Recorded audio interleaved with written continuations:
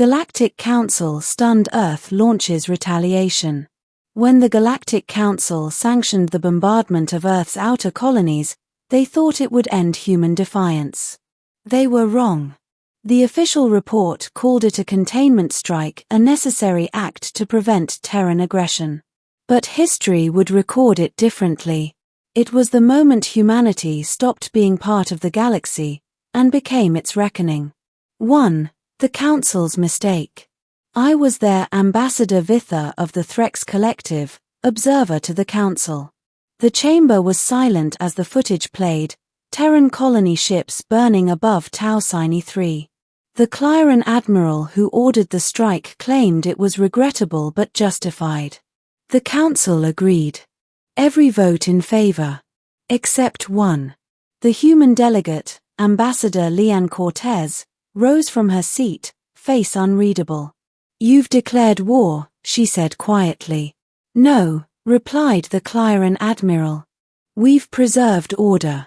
Cortez gave a small, terrible smile. "Then you'll learn what it costs to provoke the architects of chaos." She left the chamber. And within hours, Earth went dark. 2. The silence before the storm. For weeks, no human ship moved through known space. No transmissions. No diplomacy. No trade. The Council assumed Earth was paralyzed. But something strange happened. Human-controlled networks began to vanish, databases deleted, satellites decommissioned, wormhole routes erased. Entire Terran sectors disappeared behind encryption walls no one could break. The Council called it containment. The veterans called it withdrawal. I called it preparation. 3. The first strike. 42 days later, the first retaliation came. The Clyran fleet stationed above Tau Cygni received an unidentified signal, an old Earth distress beacon, broadcasting the words, "Help US." When the fleet moved to investigate, the signal shifted. It wasn't a cry for help. It was a lock-on. Thousands of orbital mines, hidden among the debris of the colony, detonated simultaneously. No warning. No mercy. 300 ships erased in an instant. The Council convened in panic. Terrorism. Unprovoked slaughter. Human retaliation must be stopped before it spread. But the humans were already everywhere. 4. Operation Leviathan. Reports flooded in from across the outer rim. Every world that had aided the bombardment suffered coordinated attacks. Shipyards burned. Fuel depots imploded. Supply lines vanished. No one ever saw the Terran fleets approach. They appeared like ghosts, striking without pattern, without hesitation. The Council tried to predict their movements. But humans didn't move like soldiers. They moved like predators. Each attack had a signature: efficient, calculated, ruthless. The last transmission from a captured Terran comms buoy said only one phrase, repeated endlessly. Retribution is inbound. 5. The Council's counterattack. Desperate, the Council assembled the largest fleet in recorded history. 9,000 ships. 23 species. They gathered above Aribo Station, the last known Terran supply hub. I was aboard the flagship Seraphines when the order came to open fire. The void ignited.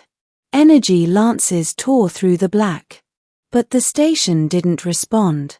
It wasn't empty. It was abandoned. Moments later, every ship's sensors went offline. Gravity shifted. Then the shadows of Earth's warships emerged, hundreds of them, using the debris as camouflage. The Terran Defense Fleet had arrived. How did they get here? A general screamed. Admiral Kenji Rao, commanding the humans, replied across the open channel. "You were watching the wrong front." And with that, Earth launched Leviathan Protocol. 6. Fire from the void. Massive energy signatures flared behind the Terran lines, dozens of dark, angular megastructures unfolded from stealth. Orbital kinetic platforms. Before the Council could retreat, they fired. Rods of tungsten and depleted uranium, non-nuclear, purely kinetic, fell at relativistic speeds. Each impact released the force of a small sun. Entire fleets evaporated. The Seraphine's hull was torn in half. I remember watching through shattered glass as a human ship, the ISS Dauntless, cut through the firestorm, hull glowing, unstoppable. No communication. No warning. Only silence and the cold efficiency of vengeance. 7. The fall of the Council. Within a week, the Council's core worlds were isolated. The great empires, the Clyron, the Varel, the Drosk, begged for negotiations. Earth responded with a single message broadcast across all frequencies. You struck first. You called it order. This is consequence. Human fleets didn't occupy or enslave. They erased.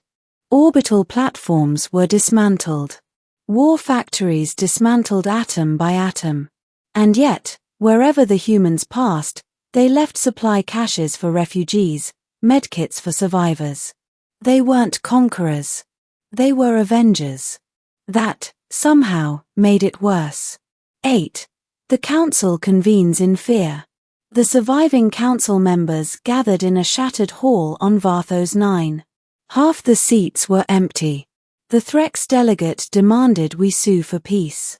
The Clyron remnant demanded we retaliate again. But then a low rumble filled the chamber. Every display screen flickered to life, showing the image of Earth's blue oceans.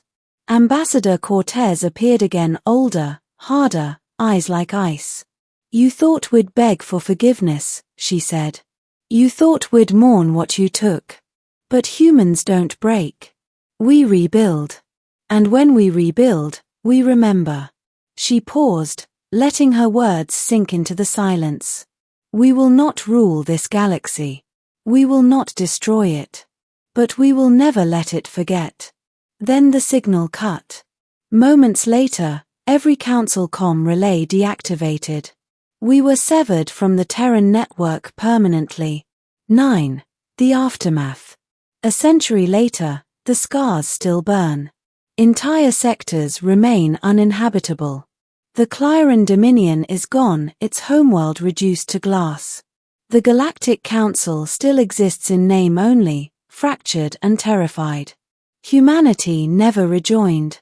Their worlds thrive behind closed gates, self-sufficient and silent. Their fleets patrol the void, unseen, unmatched. Every once in a while, a lost ship stumbles across a Terran patrol. The reports are always the same. A flash of light. A voice whispering through static. Don't provoke the silence again. And then, nothing. 10. My final report.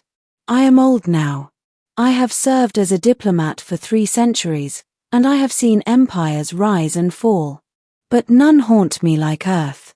We once thought them fragile, emotional, naive. We believed their kindness made them weak. But humanity's kindness was a mask, a choice made by predators who had learned restraint. When that restraint shattered, the galaxy trembled. And now, in the shadow of their silence, I understand the truth we refused to see. Humans were never part of our council. They allowed us to believe they were. The day Earth launched retaliation, the galaxy's balance ended. Because for the first time in history, the universe realized what it had made an enemy of. A species that survives extinction. And remembers.